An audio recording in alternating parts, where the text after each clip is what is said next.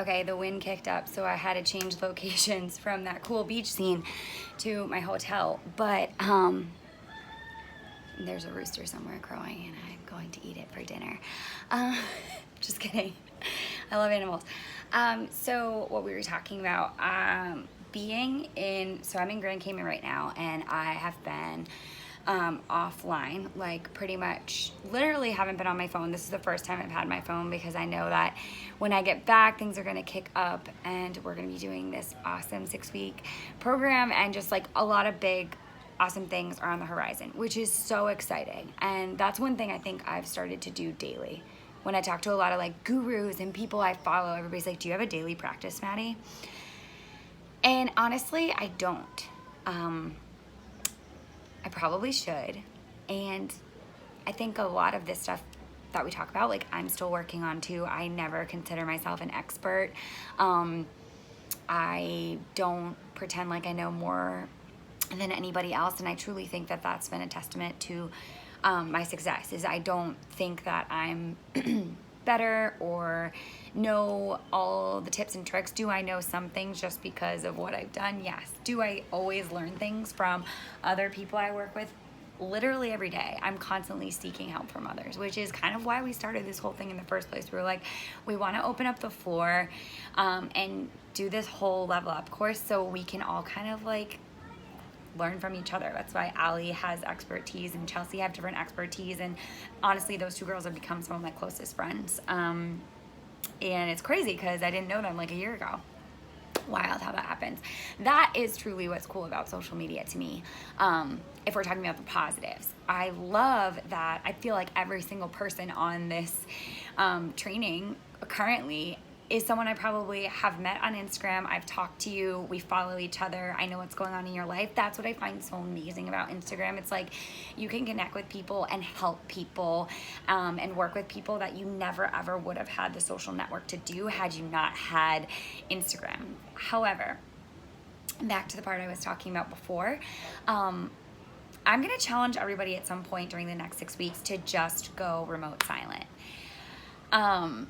You know, I feel like as I make my money literally off of Instagram, so that was super scary for me to kind of let go and let God a little bit, let the universe decide, like, and here we are almost 8 days later and I'm fine.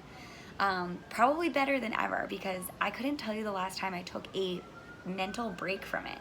I mean, every day just scrolling, what company can I work with? How can I do this? And that, I gotta say, cannot be good for our health.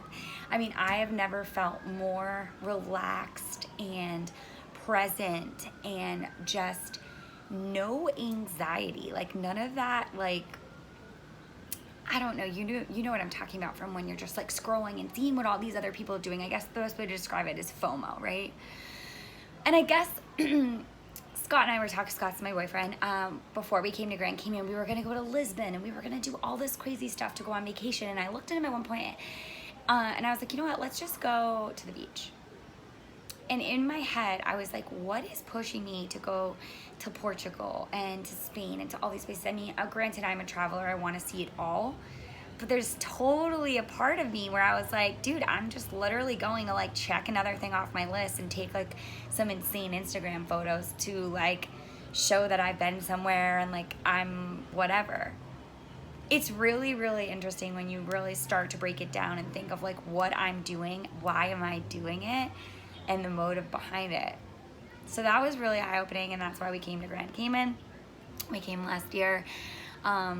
I personally think that the beach is like a magical place wherever you are. I think that like salt water is the cure for most things, stress related, anxiety related, just like your body just seems to slow down. And pairing that this week with going completely remote silent on Instagram has really helped me from a health standpoint. And which would bring me to my point of burnout, right? I think we are in this age, and I don't know if it has a name or what we want to call it, but we're in this age of like the go-getter, the doer, like push, push, push, go, go, go. You know, we don't have to shut off going back to the phone. You could literally work from dusk till dawn and dusk till dawn 24 hours a day if you want to.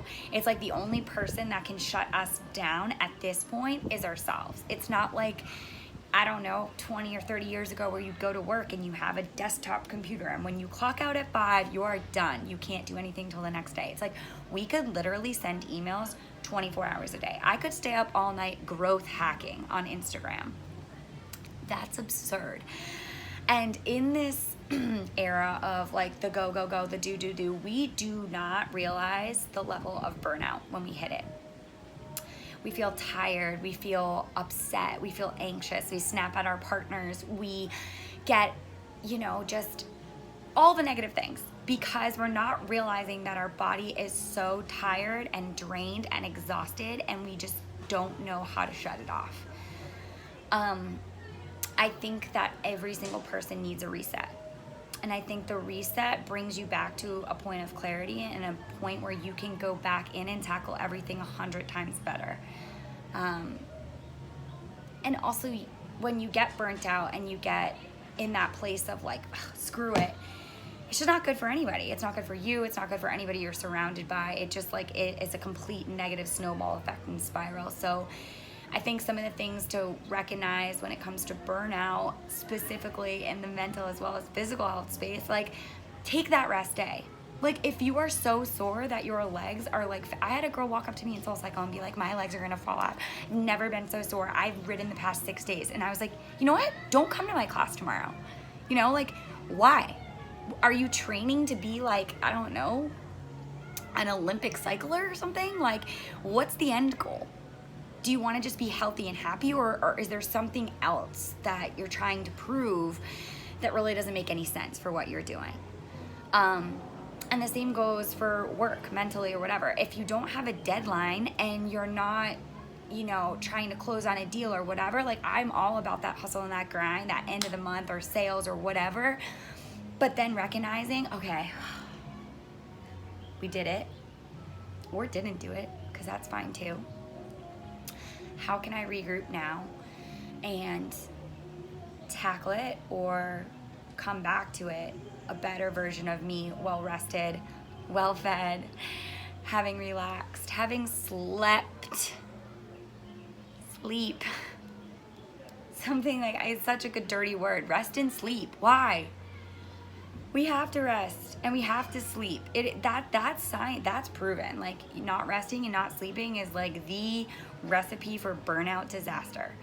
If you're not sleeping well and you're not resting well and you're not doing those things to reset, I guarantee you're headed for a burnout, and burnout doesn't look good on anyone. Trust me, I've learned the hard way. I have gone to burnout and back and burnout and back. I've lit the candle at both ends. I've lit the candle in the middle and burned it from the middle of the candle to the outside of the candle. Like I have burned the candle down.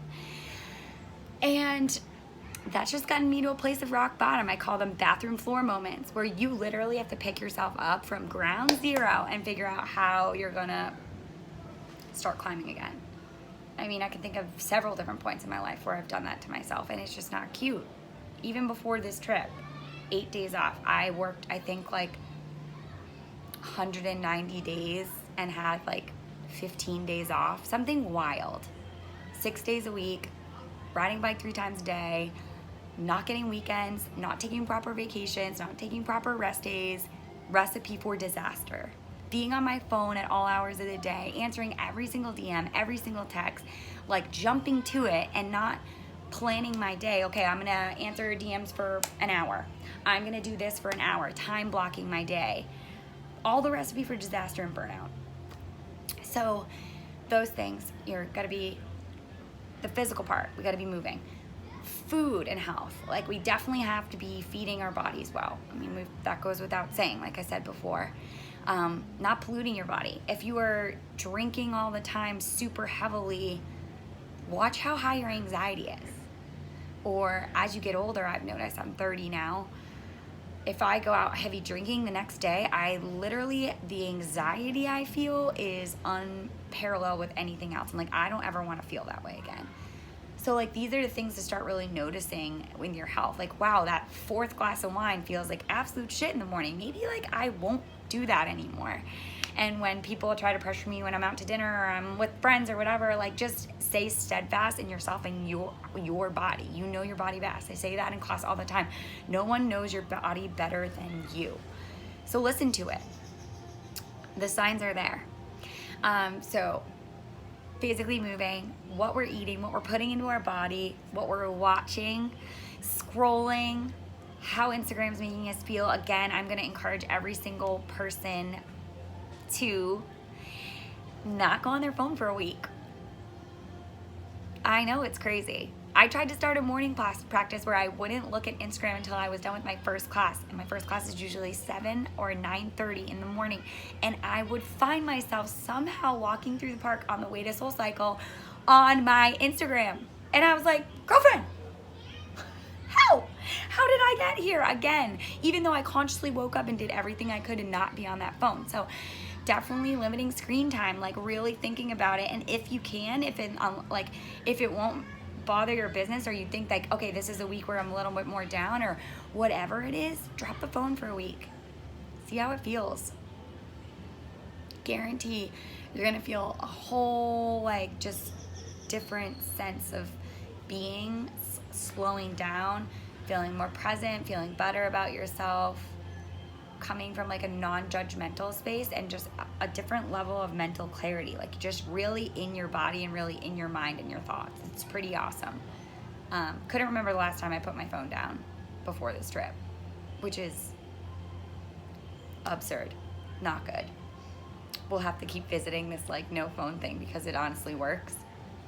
The mental gym. And again, I think that just stems from more of the Instagram and what we're being fed through all the different social media outlets, magazines, commercials, influencer marketing, all the things. Taking a break from that and just what makes sense to you, what matters to you, what makes you feel good and healthy, not what, again, some skinny bitch in Australia is doing. What makes you feel good? What clothes to make you feel comfortable? Like, does this work? You know, like, don't just wear something because it's on Revolve and you saw, I don't know who wear it. I mean, just really start to get super mindful. Like, again, going back, the mental gym of it all.